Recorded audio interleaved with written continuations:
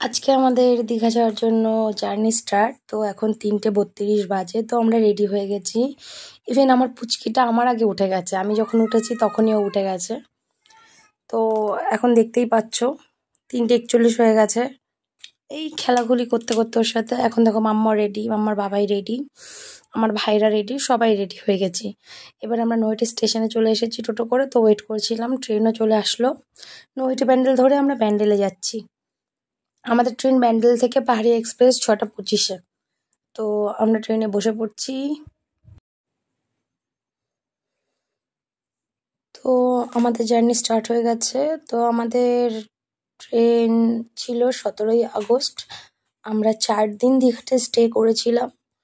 তো আমরা ব্যান্ডেলে চলে এসেছি এবং তারপরে ফোনে মেসেজ দেখতে পাই যে ট্রেন অনেকটা ডিলে আছে। মানে অনেকটা বলতে ১-১.৫ ঘন্টা ডিলে ছিল। তো ৬:২৫-এর ট্রেন ১-১.৫ ঘন্টা বলতে আমার মনে হয় ৭:৩০ বাজে তখন ট্রেনে উঠেছি। এই যে সবাই সবার জায়গায় চলে এসছে। আমরা স্লিপার নিয়েছিলাম। তো এই যে আমার মেয়ে, ওটা খুব একটা ভালো নেই বিকজ ট্রেনটা অনেক লেটে এসছে। ভেবেছিলাম হয়তো এইভাবেই বাইরের সুন্দর দৃশ্য দেখতে দেখতে পৌঁছে যাব, কিন্তু সেটা হয়নি। কারণ ট্রেন প্রচুর লেট ছিল, প্রচুর মানে আমাদের যেখানে ১১টা ১১:৩০ পৌঁছানোর কথা ছিল সেখানে আমরা পৌঁছেছি ১:৩০টার সময়। তো ভাবতেই পারো একটা বাচ্চা নিয়ে কত কষ্ট। কারণ হলো বাচ্চা, আমার মেয়ের ৩ বছর হতে ২ মাস বাকি আছে। এই ফার্স্ট আমরা কোনো বড় ট্রিপ করেছি যেখানে এতক্ষণ ট্রেনে থাকতে হয়। সবার অবস্থা কাহিল হয়ে গেছে, মেয়েই বোর হয়ে ঘুমিয়ে পড়েছে।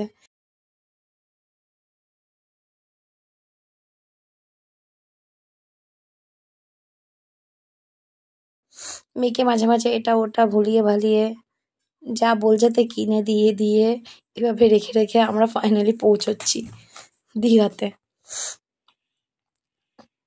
আমরা যখন পৌঁছালাম তখন রোদ ছিল না, মেঘ ছিল। ১:২৪ বাজে, এখন আমরা ট্রেনে নামবো। তো ভয় লাগছিল যে হয়তো আজকে বৃষ্টি হবে, তাহলে পরে আমাদের ট্রিপটা কীরকম হবে না হবে। আমরা যে হোটেলটায় ছিলাম হোটেলটার নাম ছিল প্রধান গেস্ট হাউস এবং এর নিচে বেসমেন্টে রেস্টুরেন্টও ছিল, যেটা খুবই ভালো ছিল। ইভেন এখানকার রুমগুলোও খুব ভালো। আমাদের রুম ছিল দোতলাতে। তো ঢুকেই দেখতে পাচ্ছ একটা বড় খাট আছে, একটা পাশে ছোট কাবার্ড দিয়েছে, ছোট একটা ব্যালকনি আছে, বাথরুমটাও মোটামুটি ক্লিন ছিল, একটা বড় মিরর ছিল, একটা টেবিল ছিল। তো মোটামুটি ভালোই ছিল। তো আমরা বিকেলবেলাতে আগেই বিচে চলে গিয়েছিলাম, কারণ ওটা দেখার জন্যই আসা। সবথেকে বড় কথা, আমার মেয়ে খুব এক্সাইটেড ছিল বিচ দেখতে যাবে বলে। ও ফোনে যখনই সমুদ্রের ছবি দেখতো তখন থেকে শুরু করতো, মা আমি সমুদ্র দেখতে যাব। যার জন্য আমরা এরকম সময় একটা ট্রিপ করেছিলাম।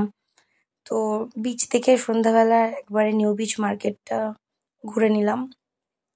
তো মাম্মার একটা জুতো পছন্দ হয়েছিল, তো জুতোটা কিনে নিলাম।